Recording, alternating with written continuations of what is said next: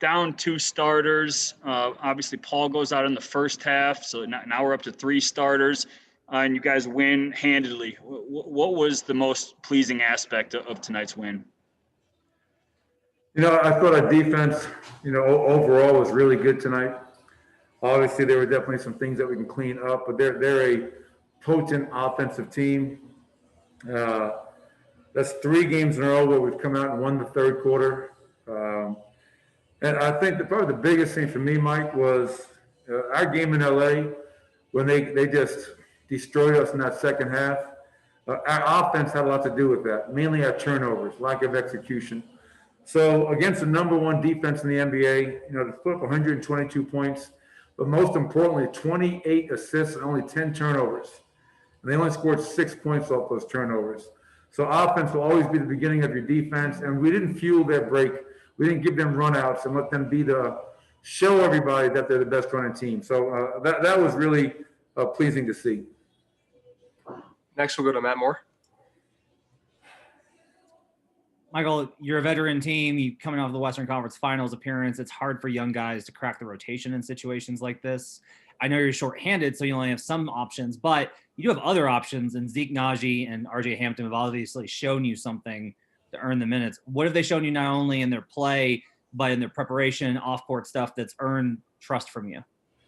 Yeah, well, obviously, they're getting a chance to play, right now, Matt, because of injuries to Gary, injuries to PJ, Will Barton not being with the team, Paul Millsap obviously now playing in the second half. So what it speaks to, though, is RJ, Zeke, all of our young guys staying ready. In this business, you never know when your number is going to be called, and you better be ready when it is called. And that's what I'm proud of most. Zeke has come out these last couple of games, shot the ball lights out, playing really well for us. RJ Hampton, ever since PJ went out on that road trip in Dallas, has shown that he can go out there and guard and rebound and make plays. I thought Facu off the bench was awesome tonight. I thought he had a huge impact on the game in so many different areas. Vlatko Cancar, same thing. He got a chance to play meaningful minutes, took advantage of that opportunity. So, it speaks to their understanding it's a long season, things happen, and just staying mentally engaged, they can take advantage of the opportunity. So happy for those guys. Next, we'll go to Joel Rush. Hey, Coach. In your previous matchup with the Lakers, they had, I think, combined 40 for fast break points and points off turnovers. Tonight, I think that was just 25. What did you guys do better defensively to kind of contain those areas? Well, as I mentioned before, Joel, it starts with the offense. We didn't turn the ball over. If you don't turn the ball over against that team, you're going to have a much better chance of setting your defense. So 28 assists, 10 turnovers, only 6 points off those turnovers. And obviously, after watching film and just seeing them running the ball down our throats, I think our guys understood that we had to give a much greater commitment and effort to getting back and making that team play in the half court. But again, it wasn't just our defense. That team defensively is the number 1 defensive team in the NBA. So for us to go out there and put up the numbers that we did, it was pretty impressive as well. We got to the foul line 34 times. And I love the fact that we were 19 of 47. We committed to our shot tonight.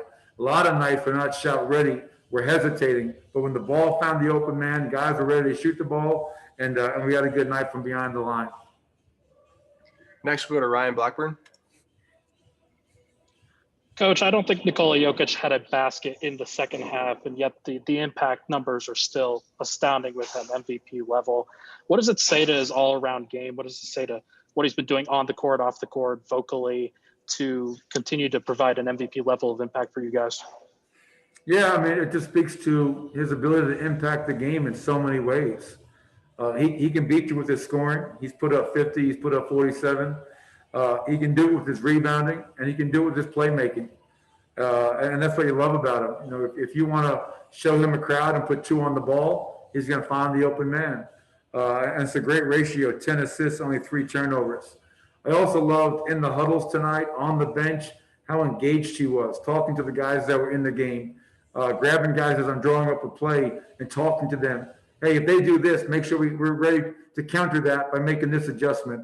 So he's a very engaged Nikola Jokic, and his play speaks for itself. And that's why obviously he is an obvious MVP candidate at this juncture of the season. Next, we'll go to Esteban Abed. Hello, coach from Córdoba, Argentina. I'm sorry. It's okay. About Facu Campaso.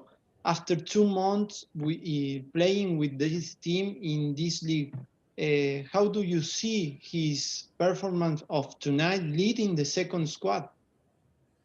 Yes, Facu es un buen jugador, huh? He's got a big heart.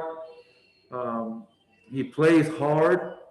And as I mentioned earlier, I thought his impact coming off the bench for us tonight against a really good team, Facu was a really big part of this win. He goes out there and scores 15 points, 4 assists, 2 steals, makes the right plays, and he's not afraid. He's not afraid of the matchup. He's not afraid of the moment. And, he's been battling some knee pain, a little bit of, didn't play him a couple of games ago because it was really bothering him. But he's a warrior. And after, I think, 25 games or so that we played, when he's on the court, good things happen. So happy for Facu. And I'm thankful that he and his family are here in Denver with us. All right, Coach, we got time for one more. We'll go to Vinny Benedetto. Yeah, Michael, you had Zeke on LeBron at times out there. How do you feel like he did in that matchup at times? Yeah, I thought he, as well as you can do against LeBron. LeBron's a great player. He's big, he's strong, athletic, high IQ, and so no one expected the Zeke to go out there and shut down LeBron. No one does that. But I thought Zeke had some good possessions. I thought Vlatko Čančar had a couple of good possessions.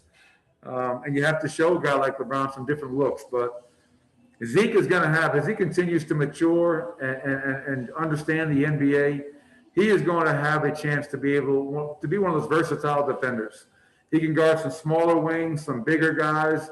He's athletic, he talks, and he's a really smart basketball player. So overall, I thought Zeke had some really good possessions on a hell of a player. I don't know if this is correct, but I don't know if LeBron scored maybe only 2 points in the second half. So obviously it wasn't just the man guarding LeBron. You have to have 4 guys showing the crowd behind him. So those guys did a pretty good job. Thanks, Coach. Appreciate it. Thank you.